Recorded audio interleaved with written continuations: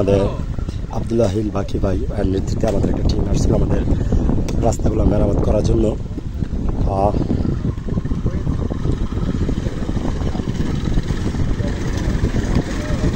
তো আপনারা দেখেন, এখন দেখছেন সিঞ্জিরা কত তার সুন্দর দেখেছে, সিঞ্জিরা সুন্দর দেখেছে না, এতক্ষণ কিন্তু যাইতে পারে নাই, এতক্ষণ কিন্তু সিঞ্জিরা যাইতে পারে নাই, এখন কিন্তু গেছে আলহামদুলিল্লাহ। জি,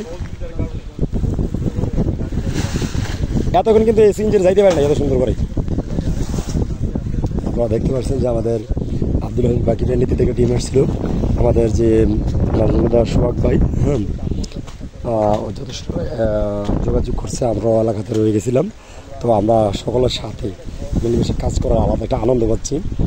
আমাদের এই বুরুচ কালিকাপুর থেকে বুরুচের পুরোটা কাজই কিন্তু এইভাবে রাবিশ দিয়ে, এগুলা রাবিশ দিয়ে কিন্তু সমান করা হবে যেন গাড়িগুলো সুন্দরভাবে চলাচল করতে পারে।